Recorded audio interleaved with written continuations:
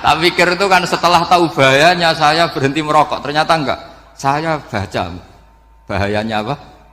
Merokok. Setelah saya baca, maka saya berhenti membaca gitu. Bukan berhenti merokok. Itu ilmu kelas tinggi seperti itu harus mantap. Pernah beliau ditegur dokter, "Beb, kalau rokok terus nanti mati." "Tenang saja, saya masih bawa korek."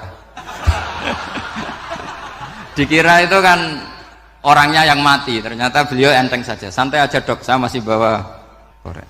Jadi saya bukan nyarankan santri rokok, tapi orang rokok itu memang punya logikanya sendiri. Kalau Banafek Hajen itu masih pernah bahas saya juga, karena Banafek juga turunan Mbah Mutamakin. "Hak, rokok itu haram tau ora?" "Nak cara kula darani haram sepundi, Mbah?" "Lah iya, nak haram ya bener aku. Mulane tak obong, barang haram apike diobong." Jadi saya sama orang-orang sepuh itu tidak pernah menang. Udan niku rahmat. Jadi nak sampean melayu saking udan berarti melayu saking napa? Rahmat. Cara berpikir niku udan niku rahmat. Terus termasuk tobat sing sah. Niku dawuh Imam Ghazali kon adus nganggo banyu udan sing ceblok langsung. Mergo nak liwat kenteng kadang kentenge iku hasil sumbangan proposal. Terus pun sing langsung mawon, sing liwat plastik pun mboten mandi niku. Pun mboten mandi niku sing niku mau sama niku. Terus dulu di antara syarat tobat niku dawuh Imam Ghazali niku adus udan sing prawan, maksudnya sing asli ceblok saking putih langit niku langsung sampean ombe. Nak tepak nggih tobat, nak mboten tepak nggih lara niku. Mergi asli niku. Terus kula matur nuwun sangat jenengan hormat teng Raden Asnawi. Beliau sekarang generasi keempat nggih, wonten sing generasi ketiga. Nasab kula kepanggih Raden Asnawi teng Asnawi sepuh. Terus Mbah Raden Asnawi gadah bah namine Abdullah Husnen, terus Ibu Ayu Sofiah niku binti Asnawi sepuh. Kula buyut kula kandung damaran niku Hafsah binti Maksum bin Soleh bin Asnawi sepuh. Kenapa saya cerita zuriyah nggih? Terus satu peradaban. Gini bahasa Indonesia mawon nggih. Kersane gaul. Satu peradaban itu yang bisa bangun itu zuriyah. Zuriyah itu komunitas gen. Meskipun nanti komunitas gen itu bisa disadap atau dibajak oleh orang-orang yang tidak gen. Jadi agak ilegal tapi itu sah. Karena sampean bisa misalnya kalah nasab sama saya, misalnya bilang nanti ketemu di Nabi Adam saja Gus gitu. Nanti pasti kita ketemu di siapa? Nabi Adam. Terus kedua, kekalahan nasab itu udah abadi, karena nanti setelah jenengan ditanya di kuburan, bapak kamu siapa? Itu disuruh jawab Nabi siapa? Ibrahim. Terus kekalahan nasab sampean nanti berakhir di kuburan, karena nanti dijawab siapa bapak kamu, disuruh jawab siapa? Nabi Ibrahim. Jadi yang punya bapak Karmen apa itu sudah selesai, sudah nggak dipakai lagi. Nanti pakai siapa? Nabi siapa? Ibrahim. Nah, kenapa saya cerita bahwa nasab gen itu akan disatukan oleh satu visi ilmiah yang objektif. Gini ku dawuh Nabi Yusuf, wattaba'tu millata abai Ibrahim wa Ishaq wa Yaqub.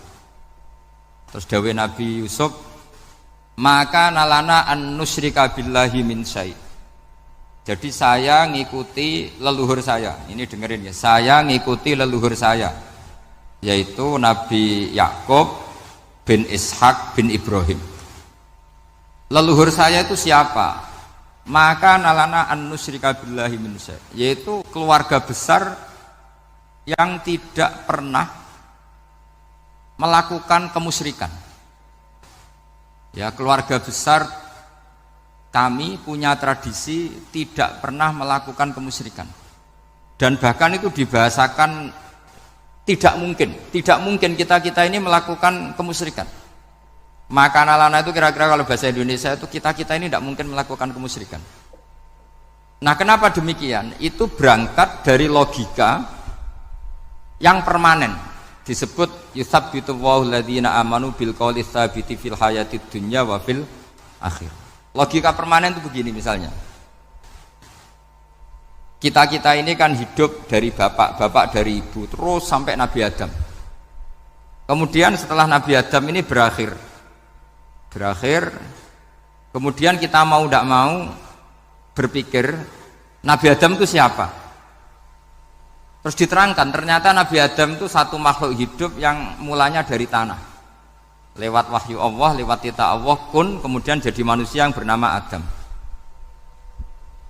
Sebelum Adam ada bumi, ada langit, ada cakrawala, macam-macam. Kemudian itu kita rumuskan lagi, asal usulnya adalah tidak ada, adamiyun makhdun. Akhirnya kita tahu bahwa alam raya ini diwujudkan setelah dari tidak ada. Nah tentu terus kita berpikir, dari tidak ada menjadi ada itu pasti penyebabnya adalah sesuatu yang ada. Nah yang ada itu disebut wajibil wujud. Karena wajibil wujud ini wujud sendiri, nggak ada saingannya. Karena Allahu wala syai'amahu, Allah ada dan tidak ada pesaingnya. Maka kita ini berpikir nggak mungkin ada kekuatan manapun yang menyamai Allah.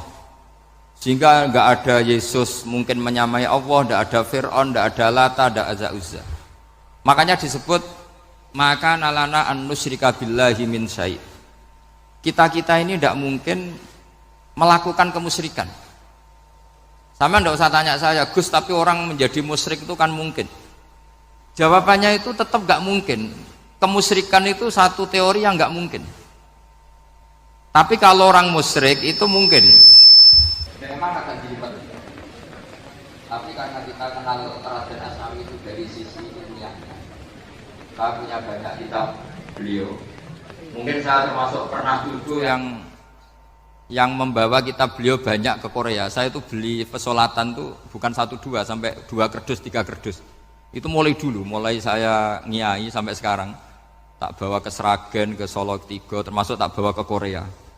Jadi mungkin ya ini GR saya ngaji di sini itu barokahnya jualan pesolatan. Tapi bukan jualan yang cari laba enggak, karena tak gratiskan, tapi itu dagang akhirat lah kira-kira gitu. Jadi kalau saya masuk neraka kita era pantas, bakul pesolatan kok masuk neraka gitu, kayak itu nggak pantas itu. Karena saya termasuk orang ya yang cara berpikir itu optimis. Dulu di sini ada orang alim alama namanya Raden Asnawi. Terus kemudian sejarah agak berpolemik, ada yang mengatakan beliau itu muridnya Syekh Nawawi, ada yang mengatakan tidak. Apapun itu yang saya yakini adalah beliau ya saling istifadah lah, saling bermanfaat bagi Syekh Nawawi Banten. Saya punya catatan sejarah banyak tentang Raden Asnawi karena guru-guru kita itu akan ketemu di Syekh Nawawi Banten. Yaitu kita tahu misalnya saya ngaji Mbah Mun ngaji Mbah Zubair misalnya ngaji Syekh Fakih Mas Kumambang, ngaji Mbah Mahfud, terus ngaji Sayyid Abi Bakar Sato, terus ngaji Sayyid Zaini Dahlan. Kalau keluarga sini mungkin misalnya Gus Hafid, Mbah Niam, Mbah Zuhri, terus Raden Asnawi. Raden Asnawi kita tahu nikah dari istri mudanya Syekh Nawawi, yaitu Nyai Hamdana. Saya sering diceritani Mbah Mun, terus Nyai Hamdana punya anak yang namanya Zuhriyah dari Syekh Nawawi. Kemudian setelah dinikahi Raden Asnawi punya anak namanya Zuhri, Minan, Niam, terus sampai ke Gus Hafid itu, Hafid bin Niam.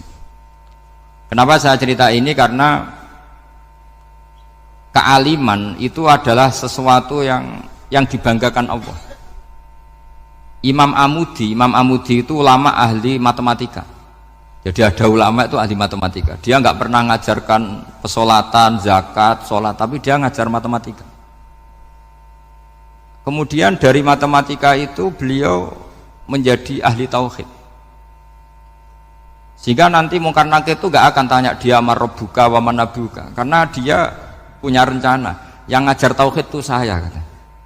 Jadi kalau dia malaikat Nakir, marabbuka, pangeran kamu itu siapa? Malaikat malah dilawan. Kamu pernah ngajar tauhid? Saya ini guru tauhid. Singkat cerita, saking keramatnya Imam Amudi, kata Allah, ya Amudi, presentasikan ilmu tauhid yang lewat jalur matematika ke semua malaikat saya. Semua malaikat saya tahu cara berpikir matematis. Karena malaikat itu imannya itu iman mauhibah, karena dia malaikat ya iman karena tahu neraka, tahu surga, terus dia iman. Kalau kita enggak, kita iman tuh pakai logika, jadi lebih keren. Loh betul. Malaikat itu ketika bangga, ya Allah, apa ada orang yang imannya di atas kita? Jawabnya Allah ada. Siapa? Ya orang-orang kudus, kata Allah. Kira-kira gitu. Kenapa? Ya betul. Karena kamu iman saya itu wajar, kamu tahu saya, tapi mereka nggak tahu saya tapi iman. Kenapa bisa iman ya Allah? Karena mereka punya logika, punya akal. Akhirnya Imam Amudi disuruh sama Allah presentasikan logika tauhid kamu lewat jalur matematika. Malaikat disuruh dengerin semua, isma'u ya malaikati, ini mimpinya wali. Terus Imam Amudi mulai mengajarkan nisbatul isnaini ilal wahid wa nisbatus salasa wal arba'ah ila ma la nihayatalah, niku binisbatin wahidah, yaitu far'un minal asli wa huwa al wahid. Mbok angka sebanyak apapun 2, 3, 4 sampai 1 miliar itu nisbatnya ke angka 1 adalah nisbatul far'i ilal asli, semuanya berasal dari 1. Maka hadhil awalim atau hadal alam ila ma la nihayatalahu, tetap semuanya ini cabang dari 1, yaitu wujud dari 1, yaitu Allah Subhanahu wa ta'ala. Sehingga semenjak itu ditiru sekian ulama, akhirnya malaikatnya mantuk karena kepastian kalau Allah satu yang diyakini malaikat itu sepasti logika yang dibangun orang-orang manusia ini, padahal tidak ngerti Allah Subhanahu wa ta'ala karena pakai akal. Sehingga di pondok itu orang harus ngerti mantek. Orang mantek itu ilmu yang jelimet tapi menyenangkan. Biasanya sing sinau ambek rokokan, sawangannya kayak filosof. Jadi paling gak agak paham dia alasan. Yang penting nikmati rokok, tak pikir nikmati pemikirannya, ternyata nikmati rokok. Kayak kemarin saya datang ke resepsinya Gus Agil, saya itu tertawa terus karena dengerin Habib Mutahar. Saya membaca bahayanya rokok, setelah tahu bahayanya saya berhenti membaca. Tak pikir itu kan setelah tahu bahayanya saya berhenti merokok, ternyata enggak. Saya baca bahayanya apa? Merokok. Setelah saya baca, maka saya berhenti membaca, gitu. Bukan berhenti merokok. Itu ilmu kelas tinggi seperti itu harus mantap. Pernah beliau ditegur dokter, Beb, kalau rokok terus nanti mati. Tenang saja, saya masih bawa korek. Dikira itu kan orangnya yang mati, ternyata beliau enteng saja. Santai aja dok, saya masih bawa korek. Jadi saya bukan nyarankan santai rokok, tapi orang rokok itu memang punya logikanya sendiri. Kalau Banafek Hajen itu masih pernah bahas saya juga, karena Banafek juga turunan Mbah Mutamakin. Hak, rokok itu haram tau ora? Nak cara kula darani haram sebuti bah. Lah iya, nak haram ya bener aku. Mulane tak obong, barang haram apike diobong. Jadi saya sama orang-orang sepuh itu tidak pernah menang. Jadi apa ya? Mereka itu orang yang sudah lama, gimana ya, mau dikatakan bulat itu ya, tapi memang nggak pernah kalah mereka. Ada satu kiai masih misananya Banafek, ini rokok 2 katanya. Bagi yang nggak ngerokok berarti membiarkan 2 haram masih. Bagi yang merokok berarti mengurangi haram. Kalah lagi saya. Jadi saya tuh pernah dibully 2 mbah saya, karena 2 mbah saya ini rokok semua. Akhirnya saya sing nom ngalah gitu, karena saya tidak mungkin bilang sing waras ngalah karena kalah sepuh gitu. Jadi ya sudah, mau tidak mau harus bilang sing nom kalah. Tapi yang penting itu kita mendengar. Jadi ternyata sepinter-pinternya kita itu mesti kalah pinter sama yang sepuh-sepuh itu. Jadi kalau tahu bahayanya rokok lewat membaca ya harus berhenti merokok. Berhenti membaca katanya. Nah malaikat ini cerita lagi malaikat. Saya memang dari awal niat hormat Raden Asnawi karena buyut-buyut beliau itu ketemu di buyut saya. Saya ini turunan Mbak Asnawi sepuh. Terus cuma buyut saya itu nikah Lasem, terus saya keceluk cucunya keluarga Lasem. Sebetulnya saya juga cucu Kudus. Tapi terus alhamdulillah sekarang kembali karena buyut saya menyuruh saya ngajar di Damaran, terus sampai sekarang saya ngajar di Damaran. Tapi buyut saya itu masih lahir di Damaran. Namanya Mbah Hafsah, itu Hamsah binti Maksum bin Soleh bin Asnawi sepuh. Sama seperti nasab di sini Raden Asnawi, Mbah Abdul Husnan, terus Nyai Ayu Sofiyah, terus Mbah Raden Asnawi. Saya mau cerita, jadi ilmu itu lebih keren kita. Sehingga Rasulullah SAW pernah ngendikan, saya ini rindu sekali li ikhwani, kata Nabi itu ikhwani. Kata sahabat bilang, alasna ikhwanaka ya Rasulullah, bukankah kita ini saudara kamu, saudara engkau ya Rasulullah? Tidak, antum ashabi, kamu itu sahabat saya. Siapa teman-teman kamu itu ya Rasulullah? Yaitu kaumun yang tidak melihat saya, kemudian iman kepada saya. Jadi mereka seperti kita semua di Kudus ini tidak melihat Rasulullah SAW, tapi iman sama Nabi. Dan ketika malaikat yubahi bikum malaikah, Allah bangga dengan malaikatnya, membanggakan kita. Sampai malaikat itu sentimen, kok bisa ya Allah? Ya karena tadi, kamu iman sama saya wajar, karena kamu melihat surga, melihat neraka, melihat aras. Sementara orang Kudus coba ngelihat apa? Paling simpang 5, apa simpang 7 itu. Tapi imannya nggak kalah dengan malaikat. Kenapa nggak kalah? Karena tadi kita diajarkan bahwa nisbatul isnaini wassalasah wal arba'ah ila ma la nihayatalaha itu sama-sama nisbatul far'i ilal asli. Tetap yang asli adalah angka 1. Jadi nggak mungkin aslu hadhil asya nggak dari Allah itu, nggak mungkin. Tetap dari zat yang satu. Kemudian tentu ini bukan nisbatul walad ilal walid, anak ke bapak tentu enggak. Tapi nisbatul khaliq sama makhluk. Tapi apapun itu pasti satu. Sehingga Imam Amudi akhirnya masuk surga lewat jalur itu. Tidak usah lewat pertanyaan man rabbuka wa man nuka. Kelasnya disuruh ngajar malaikat. Saya punya rencana jadi pengajar malaikat nanti itu kan. Jadi orang-orang Kudus yang dapat barokahnya Raden Asnawi nanti jangan mau kalau ditanya man rabbuka wa man nuka. Kelasnya itu harus apa? Jadi gurunya malaikat. Karena bapak kita Nabi Adam itu keren. Nabi Adam itu adalah orang yang disuruh Allah dipresentasikan, dibanggakan Allah di depan para malaikat. Ketika ada malaikat yang agak hasut, tapi itu tidak malaikat papan atas, malaikat yang kebanyakan. Itu kan agak gak terima Nabi Adam jadi apa? Khalifah. Sampai malaikat ini usul ataj'alu fiha ma yufsidu fiha wasfikut. Makanya kalau saya protes sama malaikat itu malaikat yang ini, bukan Jibril sama Israel. Kalau protes Israel bahaya. Bisa dihabisin. Saya pernah ditanya seorang kiai, Gus ini kan gojlok malaikat kok berani? Ya karena malaikat yang jenis ini pernah gojlok Nabi siapa? Adam. Nggak percaya kalau Nabi Adam itu layak mimpin sampai protes ataj'alu fiha may yufsidu fiha wasfikut dima. Tapi apa yang terjadi? Allah mengajarkan satu ilmu di Nabi Adam kemudian disuruh meresentasikan. Qala ya Adamu ambihum bi asmaihim. Adam, coba kamu presentasikan ilmu kamu. Setelah Nabi Adam fasih mempresentasikan ilmu, kata Allah, kamu bisa enggak sepinter Nabi Adam? Enggak bisa ya Allah. Makanya sudah saya bilang ini a'lamu malah. Saya lebih tahu siapa yang layak mimpin. Jadi layak mimpin itu pertama harus kuwatul ilm. Ilmunya itu harus kuat. Nanti saya akan cerita hubungannya Raden Asnawi dengan Syekh Nawawi. Apa itu hubungan teman, apa murid guru, itu memang masih jadi polemik sampai sekarang. Kalau saya ya keyakinan saling istifadah. Ini bahasa netral, tidak murid guru tapi saling apa? Istifadah. Kata Syekh Nawawi dalam tafsir Munir itu, ilmu itu nomor 1. Sehingga beliau setiap ada ayat fa inna hizballahi humul ghalibun, beliau pasti menafsiri bil hujjah wal barohin la bis saulah. Saya masih ingat betul takbirnya, memang saya hafalkan. Tapi bukan untuk modal pidato mboten, modal sebagai wong alim. Kalau pidato gampang. Pidato itu semua orang bisa. Kalau jadi orang alim itu tidak gampang. Lebih susah lagi wong alim berpidato. Itu kalau nggak pernah mbah saya tidak mau. Karena memang saya terkenal nggak suka pidato. Satu memang nggak bisa. Nomor 2 tidak ingin. Nomor 3 ya rugi. Karena pidato itu nasib-nasiban itu. Kalau nasib baik kamu tidak paham itu, wah Gus Ba ilmunya tinggi sehingga kita tidak paham itu kalau nasib baik. Kalau nasibnya ada baik, nak ngendikan bulat sama hamno, itu tepat-tepaan. Dan Syekh Nawawi itu benar, Raden Asnawi juga benar, semua guru-guru kita benar.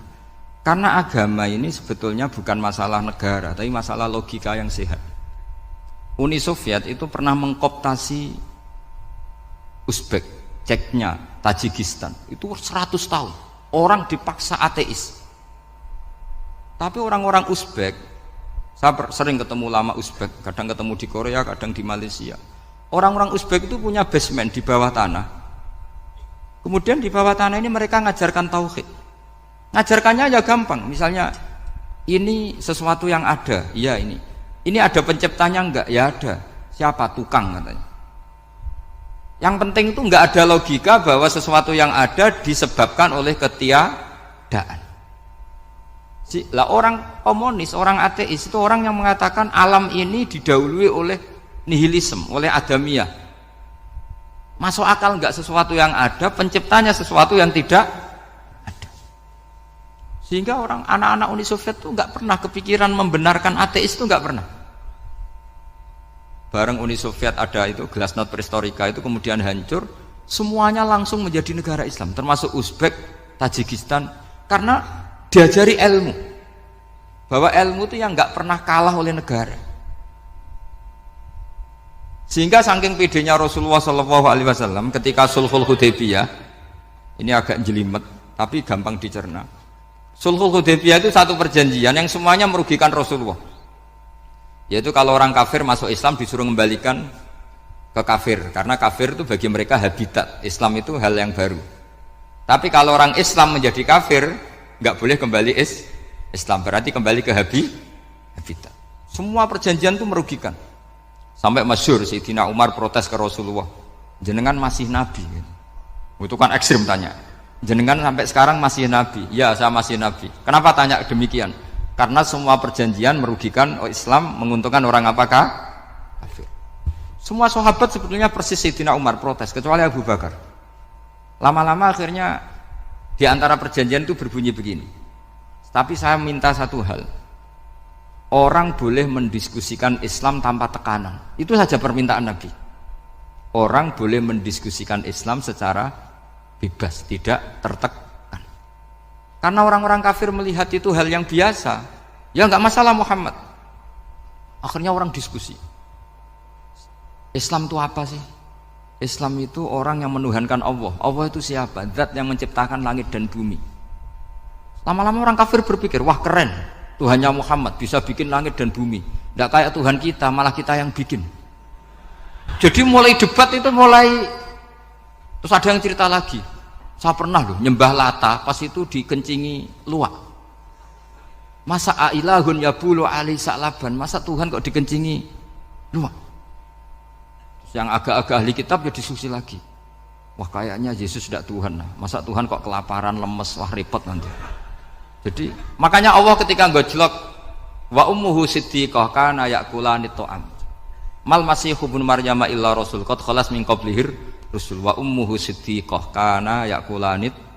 Coba paradok ndak misalnya. Kamu didolani Nabi Isa terus ketok lemes. Kenapa Tuhan? Saya agak sakit keroi dulu. Kan enggak kebayang itu.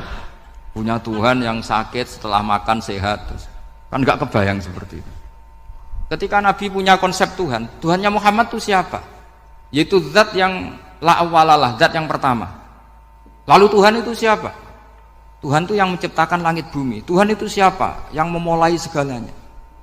Lama-lama mereka berpikir, wah kalau gitu yang benar itu Islam. Maka kata Imam Zuhri, Syihabuddin Az-Zuhri, famaka nafathun fil islami a'zoma min sulhil Hudaybiyah. Innamaka nasu yatafaduluna fil hadis wal munaza'ah. Semua teks riwayat itu ada kata wal munaza'ah. Orang bebas ngomong dan berdebat. Munaza'ah itu berdebat. Terus akhirnya falam yatakallam ahadun bil islami yaqilu syai'an illa dakhala fihi. Kemudian setelah berdebat dan mereka tahu Islam, pasti akhirnya masuk Islam. Dan itu yang sekarang terjadi di dunia. Makanya saya pernah ditanya seorang profesor, Gus, kalau di Jogja ada sekolah perbandingan agama, menurut Anda gimana? Asal itu tentang agama, nggak apa-apa. Tapi kalau yang dibandingkan umat Islam itu jangan. Karena nanti kalau di Indonesia kira-kira yang copet itu ditanya agamanya juga Islam, yang koruptor juga Islam. Jadi kalau yang dikaji Islamnya nggak apa-apa, tapi orangnya jangan, kata saya. Karena yang bulat ya banyak, yang nggak sholat ya banyak. Tapi kalau Islamnya saja, misalnya adu konsep tentang Tuhan. Masyhur kita mungkin banyak yang melihat itu debatnya Stanley Fischer sama Ahmad Didat itu. Tuhan kamu siapa ini itu sama Didat. cerita Tuhan saya itu lam yalid walam yulad walam yakul lahu kufuwan. Itu spontan ada seorang mahasiswi bilang, sepertinya Tuhan Anda lebih menarik. Karena Tuhan Anda yang menciptakan langit bumi, yang Tuhan ini kok lahirnya sudah di bumi, masa lahir-lahir langsung jadi Tuhan. Jadi akhirnya falam yatakallam ahadun bil Islam yaqilu syai'an illa dakhala fihi. Sehingga agama ini apa? Agama itu adalah kalimat tauhid. Kalimat itu apa? Logika yang terbangun. Nah, ketika logika itu terbangun, maka disebut yusabbitu Allahu alladzina amanu bil qaulis tsabit fil hayatid dunya wa fil akhirah. Allah itu akan menetapkan satu kaul, satu presentasi ilmiah atau satu kesimpulan ilmiah. Yang kesimpulan itu nyata benarnya. Dan ini akan nyata terus baik di kehidupan dunia maupun kehidupan apa? Akhirat. Seperti Allah sebagai Tuhan. Itu akan nyata terus. Di dunia Allah ya Tuhan, nanti di akhirat juga Tuhan. Tapi Tuhan selain Allah, maka menjadi Tuhan ini nunggu ada yang menuhankan. Misalnya Fir'aun, itu jadi Tuhan karena ada yang menuhankan. Sekali dia mati, dia sudah aset wisata, bukan Tuhan lagi. Makanya gojlokannya orang ulama Arab, kalau ketemu ulama Mesir, kalau gojlokan itu lucu. Orang Arab, ada Abu Jahal, Abu Lahab, penggaweane musir Nabi gitu. Itu gojlokannya ulama Mesir. Kata ulama Arab, kamu gayanya benci Fir'aun, tapi rizki kamu dari wisata melihat Fir'aun. Itu gojlokannya ulama Arab sama ulama Mesir. Sehingga agama ini mengajarkan apa? Satu kalimat. Makanya kamu harus belajar mantek. Dulu Raden Asnawi ya pengajar mantek. Dulu buyut saya di sini Mbah Fauzan, abahnya Mbah Pah itu, mbahnya itu juga pengajar mantek. Karena di antara yang diceritakan Allah itu wa ja'alaha kalimatam baqiyatan fi aqibih. Tugas utama Nabi Ibrahim adalah menjadikan satu logika. Kalimah itu logika. Itu menjadi logika yang abadi. Baqiyah itu abadi. Fi aqibih, di anak turunnya Nabi Ibrahim. Misalnya begini, saya beri contoh ya. Misalnya saya mengatakan teh ini hitam, itu menjadi kalimah karena diucapkan, tapi tidak menunjuk hakikat karena tehnya berwarna apa? Kuning. Sehingga Quran kalau menyalahkan orang kafir itu ngendikane kaburas kalimatan takhruju min afwahihim. Omongannya orang kafir itu menjadi kalimat karena diucapkan dari mulutnya. Kenapa menjadi kalimat? Karena diucapkan tapi tidak menunjuk hakikat. Seperti orang mengatakan 2 ditambah 2 itu 10. Itu kalimat, tapi kalimat yang salah karena tidak menunjuk hakikat. Seperti orang kafir mengatakan Tuhan itu 3. Itu kalimat karena diucapkan, tapi tidak menunjuk hakikat. Tapi ketika seseorang mengatakan Allah itu Tuhan, Tuhan itu satu, itu disebut kalimatu haqqin 'alaiha nahya wa 'alaiha namut. Temriki tahlilane wa 'alaiha napa wa biha. Wa 'alaiha napa wa biha. Waliha ya, ada yang tahlilan wabiyah, itu nggak tahu sanatnya dari mana, pokoknya ada yang waliha, ada yang biha. Kenapa dikatakan kalimat tauhid? Karena kalimat yang dari kesimpulan berpikir. Dan agama ini dibawa Nabi Ibrahim itu untuk membawa kalimat tauhid. Ciri utama kalimat tadi, kamu yakin seyakin-yakinnya bahwa nisbatul snaini wassalasah wal arba'ah ila ma la nihayatalaha itu kanisbati snain ilal wahid, yaitu semuanya far'un minal asli. Aslinya adalah wahid. Sehingga di kitab, saya pernah ngaji Mbah Mun, namanya kitab Al-Husunul Hamidiyah. Itu dikarang oleh ulama-ulama sekarang, itu diajarkan di MGS. Ini mbah-mbahnya Gus Akil, pendirinya madrasah MGS. Itu ada gambarnya di situ. Di situ ada gambar piramida, ada gambar hewan, ada gambar pohon. Kata yang ngarang, gambar sedetail ini, sejelimet ini dimulai dari nuktah wahidah, tetap dimulai dari satu titik. Dan ini disebut nuktatil wujud. Jadi mbok orang kudus sebanyak ini tetap dimulai dari satu orang, yaitu Adam. Adam dimulai dari ketiadaan. Lalu siapa al-mujid? Pewujudnya siapa? Hanya Allah Subhanahu wa ta'ala. Sehingga ulama-ulama termasuk Syekh Nawawi itu paling suka ngendikan semua makna Quran dikumpulkan di Fatihah, Fatihah dikumpulkan di Bismillah, Bismillah dikumpulkan di Ba, karena di Ba itu ada titik nukdotil wujud, yaitu disingkat bi kana makana wa bi yakunu ma yakun. Karena saya, kata Allah, semuanya akan ada, dan karena saya yang enggak ada semuanya suatu saat ada. Disebut nukdotil wujud. Nah, kita meyakini kalau Allah satu itu seyakin-yakinnya, karena nggak mungkin angka nggak dimulai dari angka satu. Begitu juga gambar seapapun julumete. Misalnya sampean gambar zaman saya kecil, gambar paling favorit itu apa, kambing bertarung. Itu gambarnya kan susah, daripada gambar kambing bertarung susah terus dibikin kotak saja, tembok. Kalau tanya gurunya, gambarnya mana? Di belakang tembok Bu. Ini itu dulu saya diwarai anak-anak nakal ya. Jadi semua satu gambar itu disuruh gambar harimau, yang satu disuruh gambar kambing bentrok, yang satu disuruh gambar matahari, semuanya kotak semua. Ini itu Bu, gambarnya di belakang apa? Tembok. Maka nggak kelihatan katanya. Jadi gurunya kalah cerdas. Yang guru itu sebenarnya nggak pernah menang, karena murid itu lebih pinter. Itu teman saya dulu kalau ngaji itu, kalau tes itu ngerpek baca, gurunya marah, kamu tes kok baca? Enggak ngerpek Bu, ini belajar di kelas. Katanya belajar kapan saja di mana saja. Aco. Jadi apa ya, orang itu kadang yang salah itu lebih masuk akal kadang-kadang ini. Saya teruskan ya supaya ini dapat barokahnya Raden Asnawi. Saya mohon sekali ya, kalimatul haqqin itu harus kamu jaga. Caranya jaga ya tadi. Kalau kamu tidak bisa ilmu mantek, misalnya al-alam mutaghayyir wa kullu mutaghayyir hadis la budda min muhdits, itu kenjelimetan. Pakai saja teori umum bahwa gambar apapun jelimetnya itu dimulai dari satu titik. Karena nggak dimulai dari satu titik, tidak bisa. Maka alam apapun jumlahnya nggak terhingga, tetap dimulai dari al-wahidul qahar, yaitu satu titik. Yaitu dalam konteks tauhid tentu itu Allah Subhanahu wa ta'ala. Sehingga Nabi Ibrahim itu orang paling sukses bikin waja'alaha kalimatam baqiyatan fi aqibi. Terus Nabi Muhammad begitu, sahabat begitu, sampai kita sekarang diajari ilmu mantek. Ilmu mantek itu logika yang enggak terbantahkan. Karena mau tidak mau. Kata Imam Syafi'i, fa innal uqula muttarratun ila qabulil haq, karena akal akan dipaksa menerima kebenaran. Dan itu yang terjadi di Uni Soviet. Dikooptasi 100 tahun untuk berfaham ateis, dilawan oleh ilmu, tetap menanamkan ilmu tauhid, ilmu mantek. Ketika Uni Soviet secara politik runtuh, semuanya menjadi muslim, termasuk negara-negara yang dulu dikooptasi.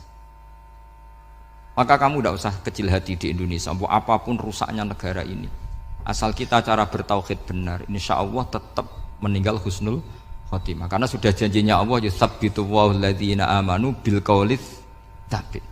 Sing jelas itu nomor satu tuh al qaulits tsabit. Memang itu logika yang masuk akal. Jadi jangan kira semua orang ditanya marabbuka, ndak.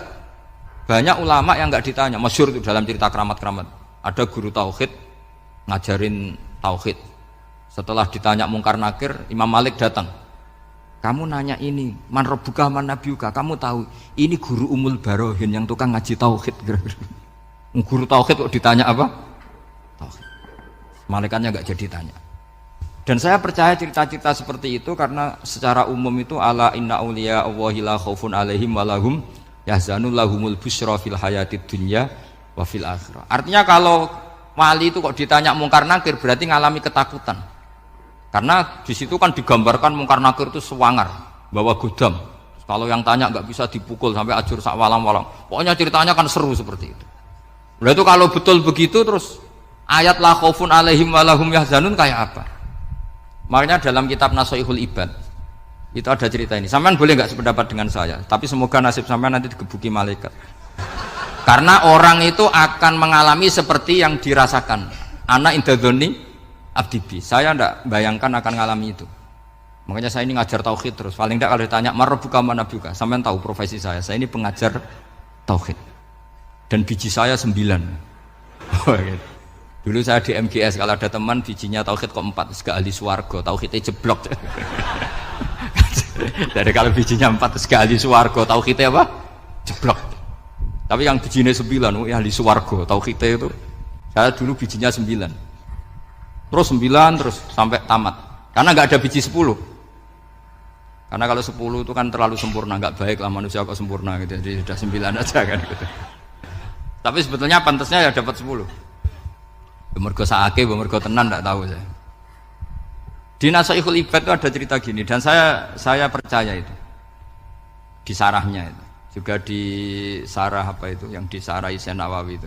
Pokoknya saya kalau ingat Raden Asnawi pasti ingat Syekh Nawawi. Saya tidak memastikan apa murid guru apa saling istifadah, yang jelas itu teman dekat. teman fil ilm. Sayyidina Ali itu pernah minta kasyaf sama Allah. Saya percaya tidak semua orang alami marbuka ditanya itu. Ya Allah, saya minta kasyaf. Kasyaf itu ngerti alam gaib. Ingin tahu Umar. Jadi diam-diam Sayyidina Ali itu ya mangkal sama Sayyidina. Wong kok terase ngono. Angger wong kok tahu disentak. Jajal wani nyentak malaikat ora itu kata Sayyidina.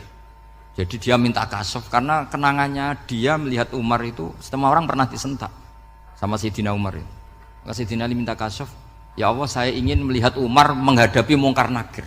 Masih garangkah apa enggak? Itu dah itu minta kasyaf. Pas kasyaf beliau bangun dari kubur duduk. Dilihat sama Sayyidina Ali ini ngalami kasyaf. Sama ndak usah tanya. Wong ndak wali kok tanya. Ya sudah pokoknya percaya aja.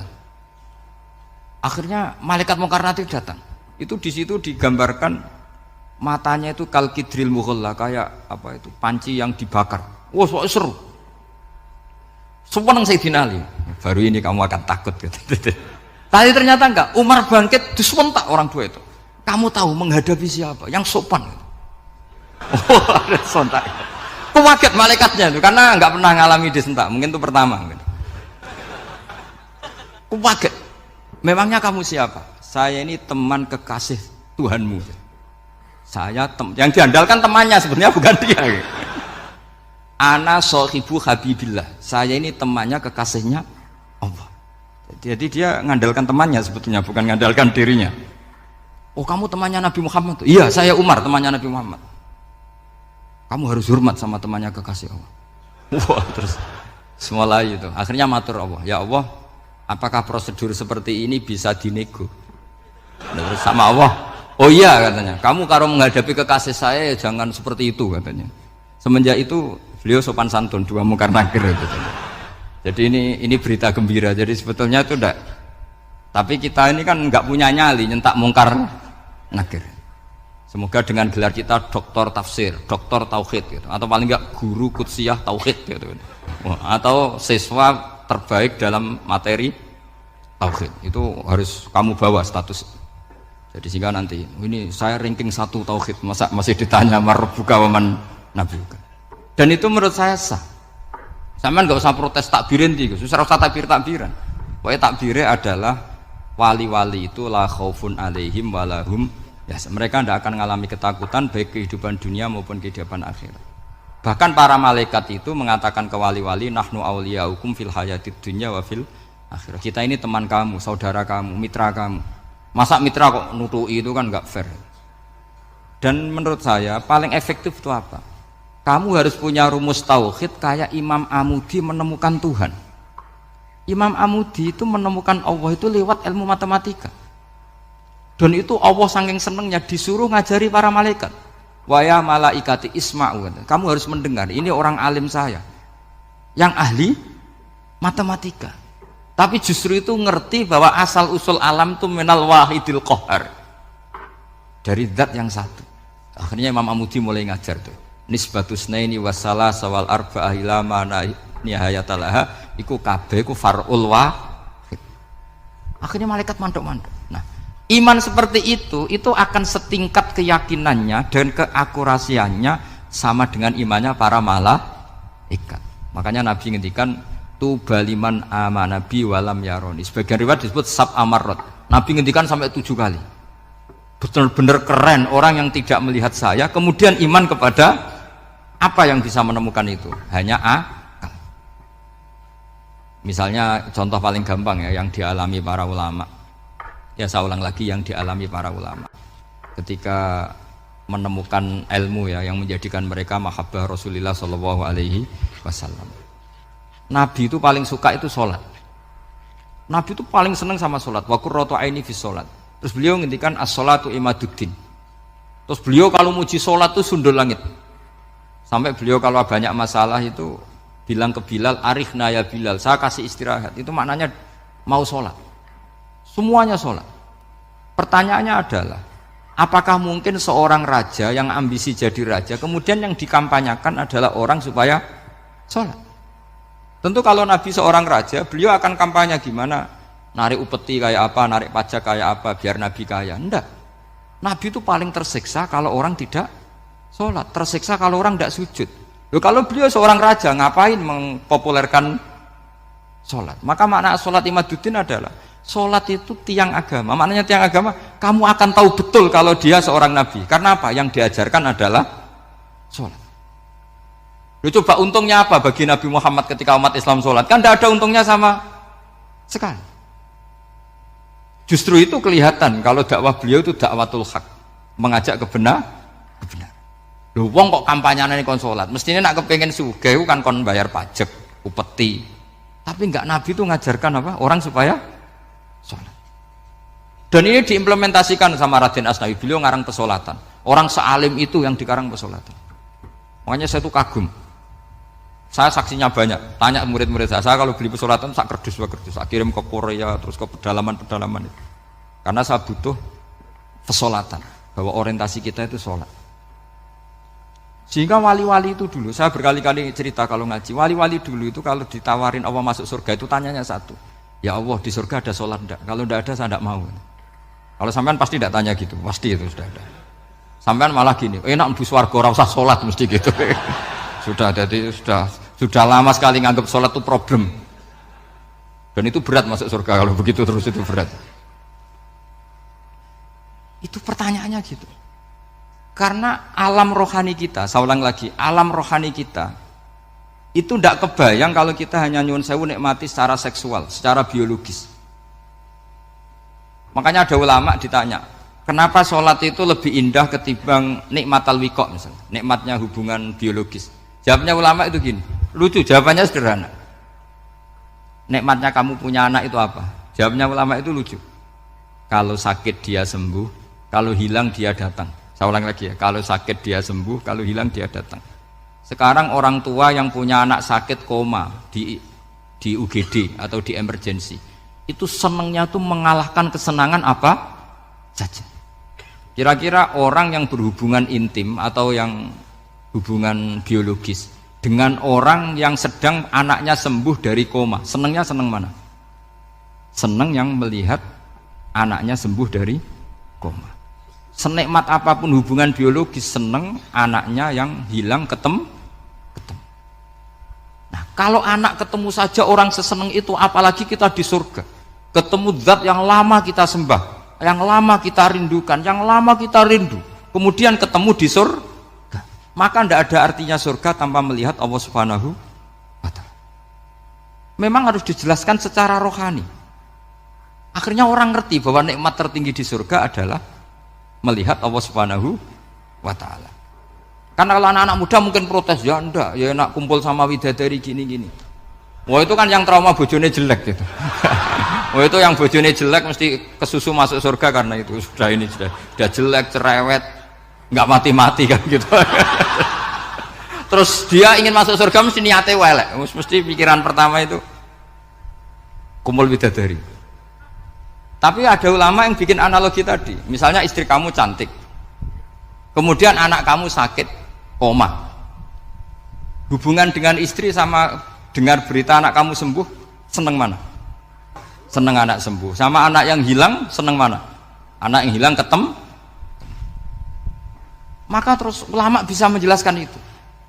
Kalau orang ketemu anaknya seseneng itu, apalagi ini ketemu Tuhannya yang bertahun-tahun disembah, kemudian tidak pernah melihat. Di surga itu nanti kita melihat Allah Subhanahu. Makanya Allah begitu bangganya mempromosikan surga. Surga itu apa? Surga itu wujuhu yauma idzin nadhirah ila rabbiha nadhirah, yaitu wajah-wajah berseri-seri dan melihat Allah. Itu tanpa dijelaskan seperti ini Anda akan janggal, enaknya di mana? Tapi setelah dijelaskan detail gini oleh ulama, maka kita akan tahu an-ni'matul uzma sing enggak ada perbandingannya adalah nikmat masuk apa? Surga karena melihat Allah Subhanahu wa Ta'ala.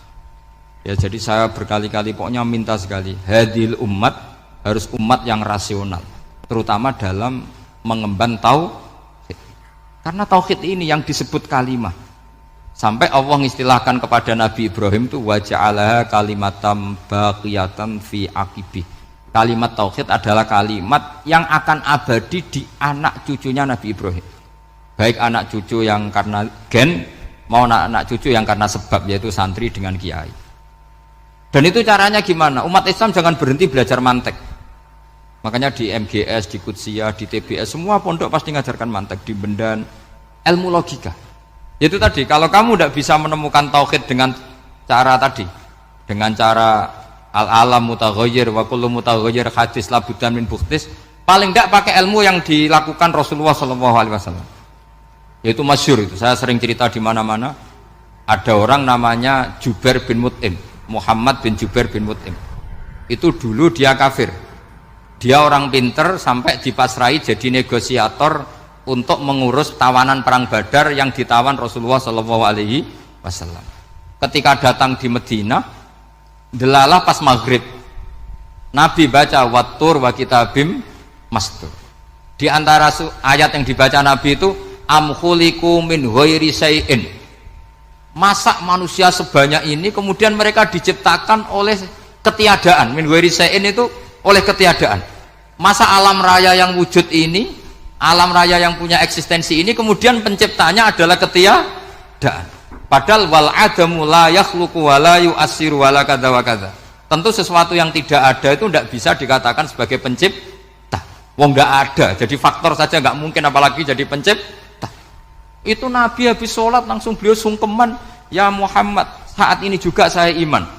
Karena logika yang dibangun ayat yang kamu baca itu menghabiskan semua logika saya.